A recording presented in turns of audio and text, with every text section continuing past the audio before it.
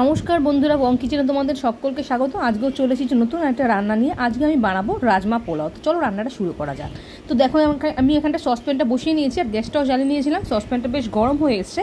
এবার এখানে দিয়ে দিয়েছি কিছু পরিমাণে ঘি। আমি কিন্তু এই রান্নাটা পুরোটা ঘিতেই করব। আর গ্যাসের ফ্লেমটা কিন্তু আমি এখানে একদম মিডিয়াম করে নিয়েছি।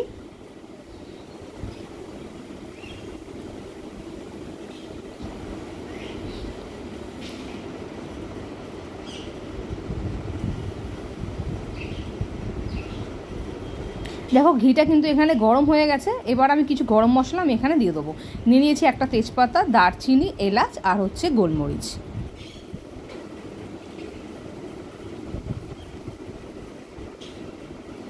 এই রাজমা পোলাও খেতে কিন্তু খুব ভালো লাগে।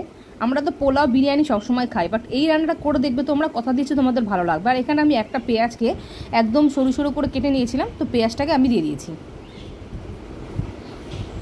এই rajma pulao chicken, mutton, chicken কষা, মটন কষা যে কোনো তরকারির সাথে কিন্তু দারুণ লাগে খেতে। তোমরা একবার ট্রাই করবে, আশা করি তোমাদের ভালো লাগবে। আর আমাকে কমেন্ট বক্সে জানাবে যে কেমন লাগলো তোমাদের খেতে বাড়িতে তৈরি করে। তো দেখো, দেখতে পাচ্ছ পেঁয়াজটা যখন লাল লাল হয়ে যখন আসবে তখন আমি কিন্তু অন্যান্যগুলো জিনিসগুলো দিয়ে দেবো।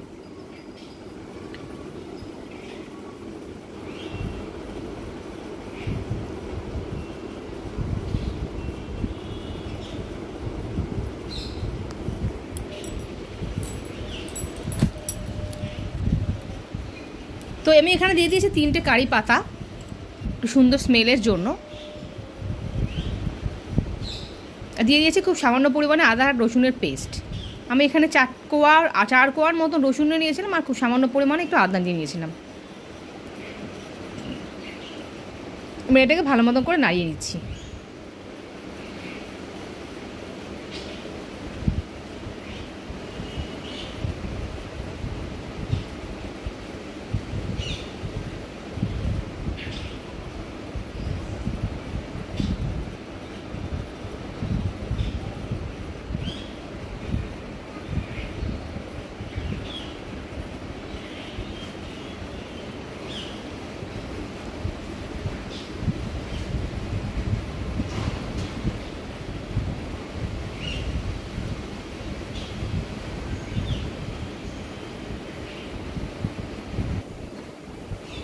এবার আমি দেখো কেটে রেখেছিলাম এখানটায় গাজর সরু সরু করে কাটা, আর দিয়ে দিয়েছি বিন। তোমরা এখানে তোমাদের ইচ্ছে মতো যে কোনো সবজি দিতে পারো।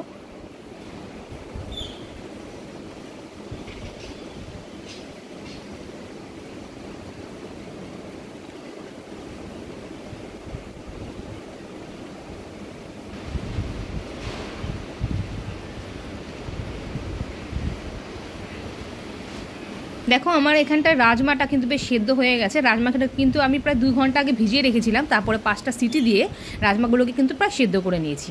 তো দিয়ে দিয়েছি সেই রাজমাগুলোকে। দেখতে পেলে রাজমাটা বেশ ভালো মতন বয়েল হয়ে গেছিলো।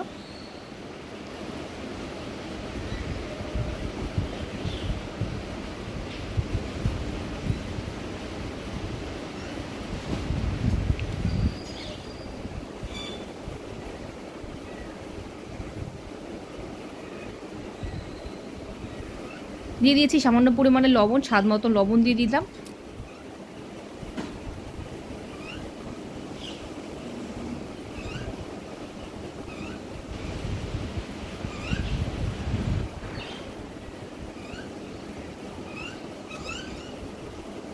অল্প পরিমাণে জিরের গুঁড়ো, বেশি জিরে কিন্তু আমি দেবো না, খুব সামান্য পরিমাণে। আর রান্নাটা, এই খাবারটা কিন্তু খুব হেলদিও। দিয়ে দিয়েছি হলুদ, একটু সামান্য কালার হওয়ার জন্য। দিলে দিলাম ধনের গুঁড়ো।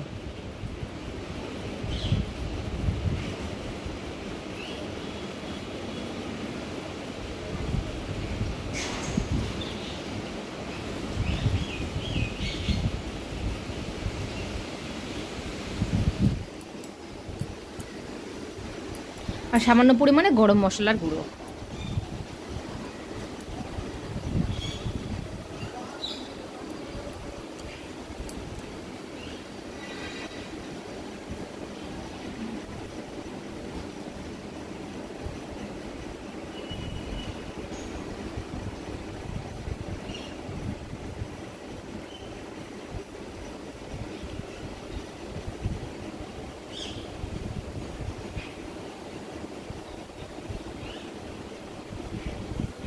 একটা কাঁচা লঙ্কা দিয়ে দিয়েছি, তোমরা তোমাদের স্বাদ অনুযায়ী কাঁচা লঙ্কা দিতে পারো।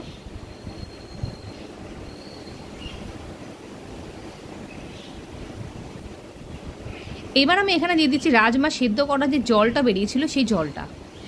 এবার কিন্তু গ্যাসের ফ্লেমটা একদম হাই করে নিয়েছি।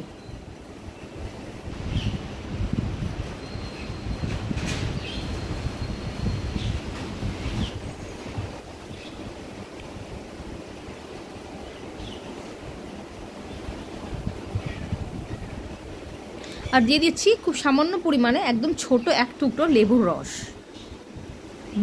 বেশি লেবু দিলে কিন্তু একদম টক হয়ে যাবে।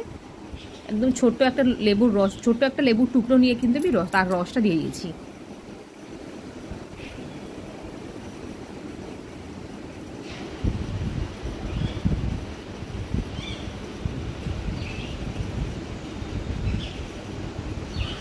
এবার আমি ঢেকে দিয়েছিলাম, এবার দেখো বেশ ফুটে ফুটে গেছে, সব কিছু কিন্তু বেশ সেদ্ধ হয়ে গেছে। এবার আমি যে চালটা, আমি এখানে বাসমতি চাল ইউজ করেছি, বাসমতি চালটাকে আমি প্রায় 10 মিনিট ধরে ভিজিয়ে রেখেছিলাম, সেই ভেজানো চালটা কিন্তু আমি এখানে দিয়ে দিয়েছি।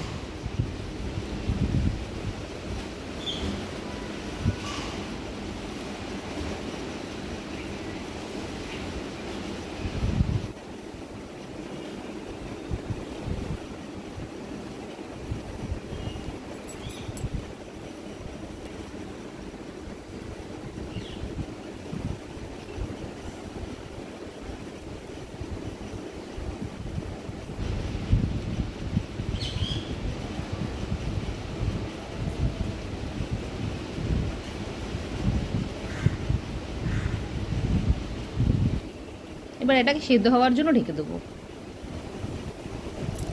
দেখো আমার চাল পুরো সেদ্ধ হয়ে গেছে, আর আমার কিন্তু পোলাওটা পুরো ঝরঝরে হয়েছে, দেখতে পাচ্ছ কি সুন্দর বেশ ঝরঝর হয়ে গেছে পোলাওটা। এবার আমি নামিয়ে নেব।